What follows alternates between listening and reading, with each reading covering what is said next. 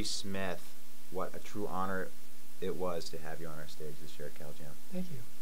And what was your impression of CalJam? Well, I had never gone on stage after a rock band. Okay. And the energy there was rocking. Yeah. The energy here that you've created, it's like there's an enthusiasm and excitement, and it builds with each speaker. And the speaker brings new information that is like critical, that the mainstream medical establishment doesn't always embrace and sometimes actively rejects. Mm-hmm. But this group was looking at the evidence. Sure. This group was looking at the evidence, Right. and it was very exciting. Right. Would you be able to pick a favorite speaker that you've had over the past couple days?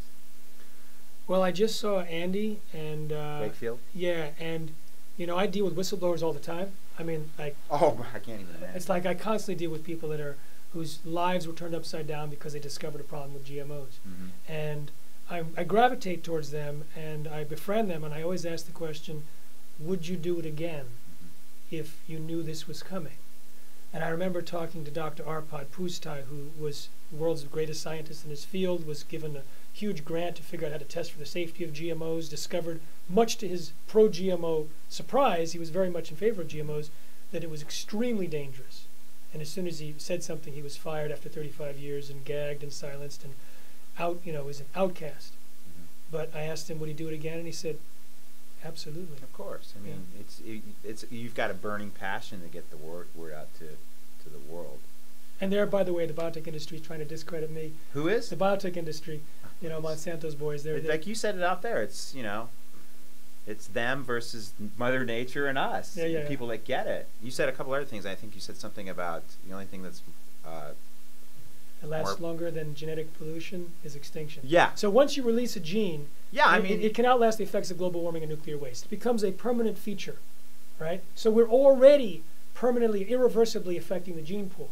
And what does the biotech industry want to do? The entire commercial gene pool, all seeds, insects. They've already released genetically modified insects in 3 countries. They want to do it in the Florida Keys. They want to put fish, genetically engineered fish, livestock, everything with an infant technology that is prone to even unpredictable plants side too, effects. as far as trees and everything. Oh, trees for sure. Yeah, yeah. Over 1 million have been planted. Is that? Do you think there's time to reverse that, or is it pretty much irreversible already? To me, Well, it seems I like think it's already irreversible. there's a level of genetic pollution that with current technology is irreversible, but I mean, how would you get the fish back, per se, in the ocean? Then, so far they haven't released any, but that's exactly the question. Well, there's been some that have escaped. Not the genetically engineered as far as we know. Okay, I didn't know that. No, it's the factory farm that's escaped in the ocean, but not the genetically engineered. Oh, There's a okay. big difference. So, But how would we know? that's the thing. That's the thing. There's already levels of genetic pollution. There's been like up to 200 different species field trial, meaning grown outdoors, where pollen and wind and insects can spread their bounty beyond the confinements of the field trial, affecting nature. Sometimes it's discovered afterwards, which can cause a $1 billion trade dispute and whatever. But right now, we are toying with the delicate balance of nature. Now, no one is looking to see the real impacts on human beings. I just showed a bunch of slides that showed all these different diseases rising in parallel with the expansion of the use of genetically engineered crops and the Roundup herbicide sprayed on the Roundup Ready crops. And we see that the specific diseases that are on the rise are those ones that would be predicted based on the nature of the toxins that we're eating, the Right. Roundup and the Bt toxin in the GMO. Like cancer. Yeah, for example. Let's pick one, yeah. Yeah, or any of them, really. Yeah. How do you foresee yourself getting your message out on just like a massive level? Well, I've spent a lot of time on that question. And we've already And what part of, how far have you pushed it? I mean, what percentage of the population really understands what's going on with GMO? In 2007, about 15% of Americans said they were avoiding or reducing GMOs. In 2010, 25%. In 2013, 39%. But the thing is, it's in everything. Now, hear me out, because Yeah. you just look at the numbers and it's like overwhelming. The non-GMO label was the fastest growing label claim in America, the fastest growing sales of any category of labeled products for health and wellness claims in 2012, second overall this year. There's now 15,000 products that are verified as non-GMO on our shopping guide by the Non-GMO Project, thousands in the pipeline. Right now we're seeing a non-GMO revolution. I'm going to the Natural Products Expo in a few days, and I'll be there too. Yeah, every year the number of companies that broadcast non-GMO has increased, and the amount of talk about it has increased to the point now where the natural products industry is establishing itself as a non-GMO industry. It wasn't like that before. It was mixed. But now it's like there's a critical imperative to be non-GMO. And that we're seeing in that critical trend-setting industry and trend-setting consumer mindset. Then you have the targeted demographic groups of the conventional shoppers, moms, pet owners, because they're seeing their pets, right?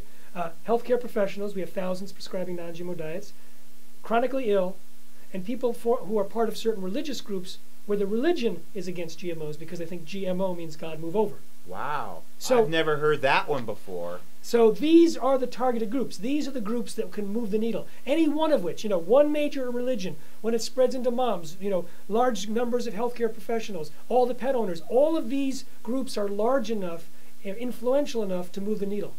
Our Institute for Responsible Technology is going to all of them. Okay, so we have a master plan to enliven and empower and magnify the message through these groups, which is why being here is so critical. Because chiropractors really, they are concerned about diet and nutrition, and they are concerned about the whole person, and they're the kind of cutting-edge healthcare professional who... Plus they influence so many people. Exactly. How many people are in a year's worth of practice usually? Who knows? Hundreds? Oh yeah, thousands.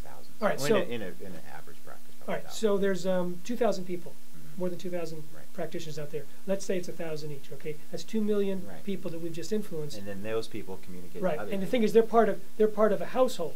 So Right. that's 2.3 members of a household. So that we're talking about And pets. And pets. Okay. So right now, I mean, I said for a long time we needed 5% of the U.S. population to be avoiding GMOs to create a tipping point. I think right now we're even closer than that. But this one talk, this one seed, this non-GMO seed that was planted today, can result in millions of non-GMO households driving the tipping point. Right. So, I've been doing this for 18 years.